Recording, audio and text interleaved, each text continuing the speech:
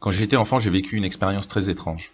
Je vivais dans une maison à la campagne et il me prenait parfois l'envie de regarder les champs aux alentours par ma fenêtre pour passer le temps. Et un jour, vers mes 9 ans, j'ai vu quelque chose d'inhabituel. Un homme habillé tout en rouge se tenait à la limite d'un champ pas loin de chez moi, assez près pour que je puisse très bien le voir. Je me souviens qu'un masque grimaçant rouge cachait son visage.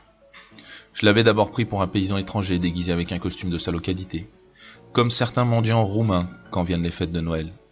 Il était assis en tailleur et semblait regarder dans le vide.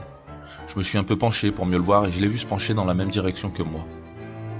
Je me demandais s'il m'imitait, quand il s'est levé et s'est mis à se pencher rapidement de droite à gauche comme un pendule, sans bouger le bas de son corps. La peur a pris le dessus vis-à-vis de cette scène surréaliste et je suis parti rapidement de ma fenêtre. J'ai couru jusque dans la chambre de mes parents et les ai réveillés. Je les ai conduits à la fenêtre, mais l'homme n'était plus là.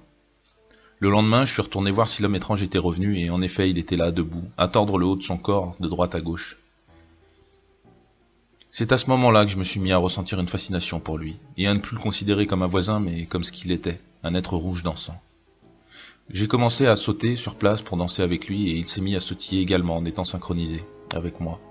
Encore une fois, je suis parti avec des sueurs froides. J'ai à nouveau prévenu mes parents et il avait encore disparu. Je pense qu'à ce moment-là, mes parents ont commencé à prendre ça pour un jeu.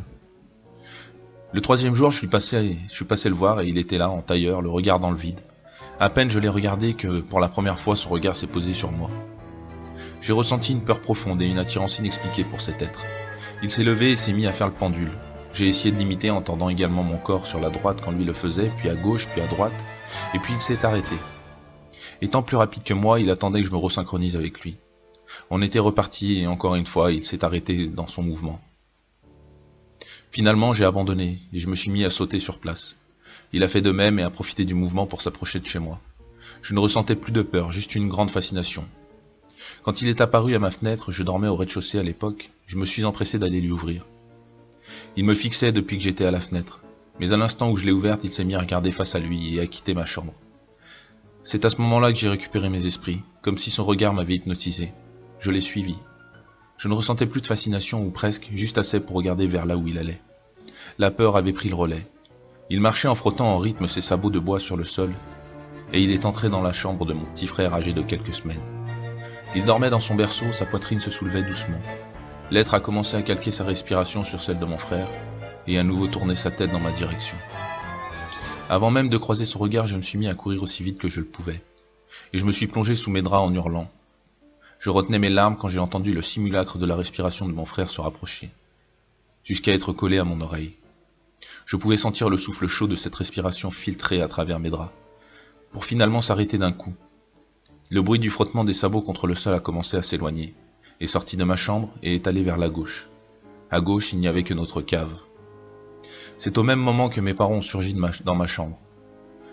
Je leur ai tout expliqué en détail, mais comme dans un mauvais film d'horreur, ils m'ont dit que j'avais dû faire un cauchemar.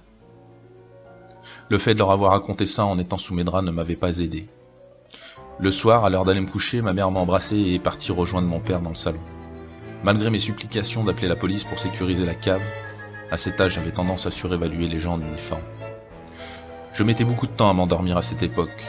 On avait une fuite dans la cave, le rythme des gouttes me berçait, la cave étant étonnamment très peu isolée. Je me suis réveillé à cause du bruit de sabots contre le sol de ma chambre. Je n'ai pas ouvert les yeux, j'étais terrorisé. J'ai même arrêté de respirer, mais je savais qu'il était là à se tordre sur les côtés. Par chance pour ma famille, à ce moment-là, mon frère ne faisait pas de bruit et le bruit de la télé n'avait pas l'air de l'intéresser. Il est redescendu vers la fuite, juste avant que je commence à manquer d'air. Cette fois, c'est moi qui avais dû respirer trop fort. La peur qu'il revienne m'avait empêché d'appeler mes parents à l'aide. Le lendemain était un lundi, je m'en souviens parce que ce jour-là, c'était ma tante qui me ramenait de l'école. En arrivant devant chez moi, on a été accueillis par des sirènes de pompiers et de police.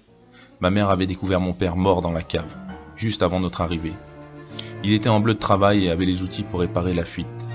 Elle a immédiatement appelé la police. Elle ne me l'a pas dit à cette époque, mais quand ma mère m'a jugé assez mature, elle n'a pas cherché à me cacher plus longtemps comment il était mort.